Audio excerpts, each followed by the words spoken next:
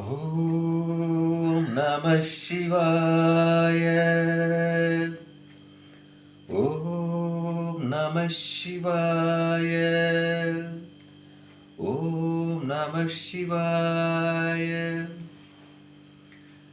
அன்பான சிவ அன்பர்களே, கடந்த நாட்களில் நான் உங்களுக்கு பாடல் பெற்ற சிவாலயங்களை பற்றி சொல்லிட்டு வரேன்.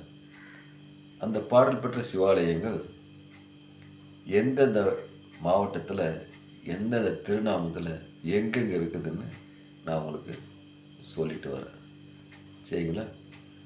அந்த வகையில் நான் விழுப்புரத்தில் மாவட்டத்தில் இருக்கிற சிவாலயங்களை பற்றி சொன்னேன்.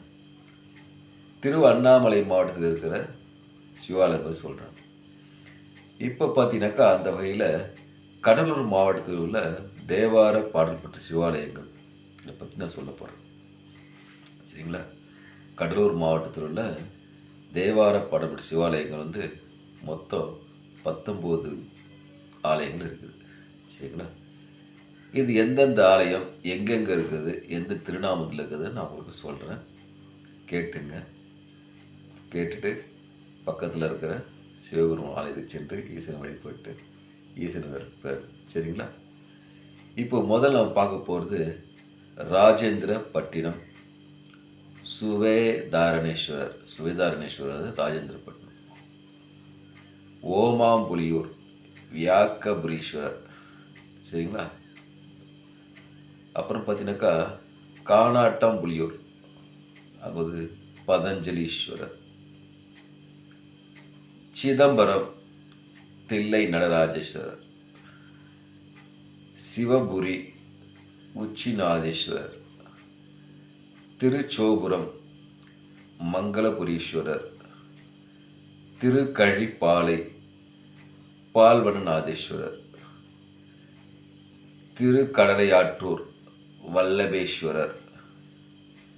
திருத்தலூர் சிஸ்டர் குருதேஸ்வரர்.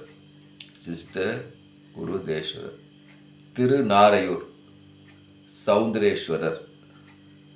மேல்கடம்பூர் அமிர்தகடேஸ்வரர். திருப்பாரதாப்புலியூர் பாடலீஸ்வரர். திருமாணிக்குழி வாமனபுரீஸ்வரர். திருவட்டத்துறை தீர்த்தபுரீஸ்வரர். திருவதிகை வீராட்டனேஸ்வரர். திருவெட்களம் பாசுபதேஸ்வரர். தீர்த்தகிரி சிவகொழுந்தீஸ்வரர். பெண்ணடம் பிரளயகாலேஸ்வரர். விருத்தாச்சலம் விருத்தகிரீஸ்வரர். இப்போ நான் சொன்ன 19 கோயிலும் கடலூர் மாவட்டத்தில் சுற்றி தான் இருக்குது. சுற்றி பார்த்தீங்கன்னா ஒரு 40 கிலோமீட்டருக்குள்ளே தான் இருக்குது, அந்த கடலூர் மாவட்டத்துக்குள்ளவே. அதனால் வாய்ப்புக்கு இருக்கிறவங்க போயிட்டு பாருங்கள், ஈசனர்கள் பெறுங்க. மிகவும் நான் இப்போ சொன்ன எல்லா கோயிலும் பார்த்தீங்கன்னாக்கா மிகவும் தேவார பாடல் பெற்ற பழமையான கோயிலுங்க. போயிட்டு எம்பெருமான் ஈசனை வழிபட்டு ஈசனர்களை பெற்று எல்லோரும் ஆனந்தமாக வாழி. ஓம் நமச்சிவாய. ஓம் நமச்சிவாய. ஓம் நமச்சிவாய.